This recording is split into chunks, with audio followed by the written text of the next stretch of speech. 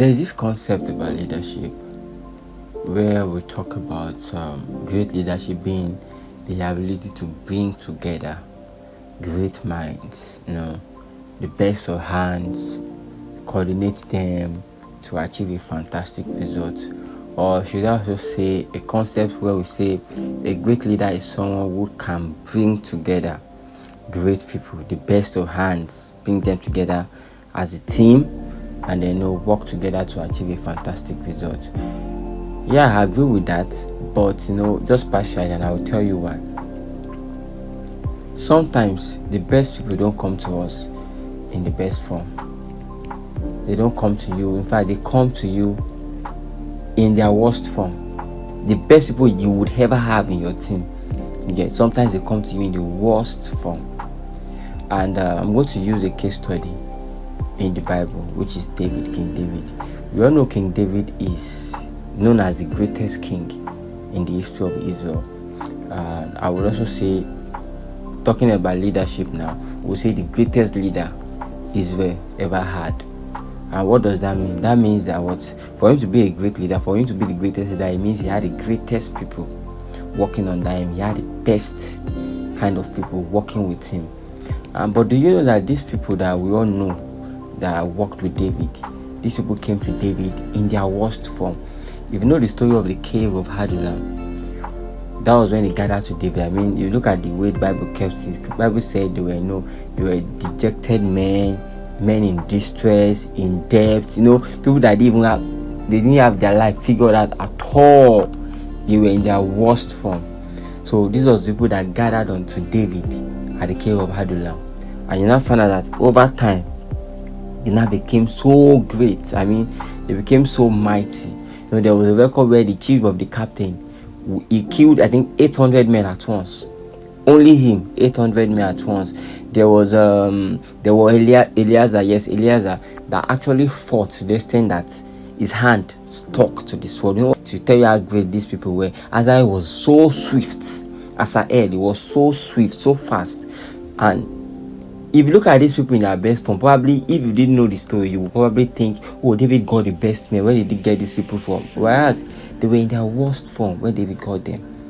And the beauty, that's why I said the first definition of being a great leader is fantastic, but I would say it's not 100% correct, because I can tell you the greatest leaders are people who can make people bring out the best in people, who can get people in their worst form and work on them to become the best version they can be. And let me tell you the beauty of this. The beauty of this is that when you work on people and people become great, become the best version of themselves under you, there's nothing they will not do for you. In fact, there's so much respect you would have, and there's nothing they wouldn't do for you. Look at this man. When David said he wished he could have water from a particular well or so. These men, David didn't send them. These men actually broke through the troop of Philistines, enemies, just to get water for David. He wished for the water.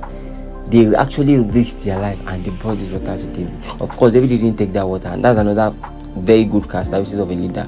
He didn't take that water. He said, no, how will these people risk their life for him just for the water? He didn't take it and he poured it onto God. But that's not the topic of, that's not the major thing we're focused on today. So, leadership, sometimes, a lot of times, has to do with you bringing out the best out of people, and don't let us be how do I call it, be so captured with the idea of, okay, I need to get the best man. You need to be able to discern as a leader. You need to be able to know that, okay, this person is actually very instrumental to what I'm building. You get, even though the person might not be in the form you want the person to be, get the person on your team, work on the person. You get, do your own best as a leader and bring out the best in person. That's how to be a great leader. It's not easy. It's easier said than no. It's not easy to get people in their worst form and bring out the best in them. It takes work, and that particular work is what actually makes you a great leader. So next time, don't look down on people who are a leader. You see somebody, be able to discern. Say, okay, I think this is somebody, even though this person doesn't come in the refined form. Gold doesn't come in the best form. Gold in its original form, it's not nice to look at. but when refined, is, my God, it's fantastic, very, very valuable. Okay, so sometimes people come in their raw form, and it takes work from your whole end as a leader. So even this also applies to relationship. And Dr. Maslow said something. He said God doesn't give you the best woman. Yes, I think that, I can't remember I put that word exactly. He said God doesn't give you the best woman or a woman in a perfect form. God gives you someone, and you work on the person as a man. That's why as a man, you're a leader. That's your duty as a man. You're a leader. You cultivate her. It's your work to help her become the person she should be. This also applies to other areas of life. It also applies to even friends. You can meet someone for the first time, and the person is not in their best form, and it's your own work as a person to help the person realize their potential and bring out the best in them. So please don't let us just be all out looking for the best, looking for the perfect person or the best people. I think this is something that is very important that we all know. Thank you for joining this episode, and I hope to see you guys next time. If you're yet to subscribe to our channel, please hit the subscribe button, and you'll be glad you did. Cheers, and see you next time. Bye.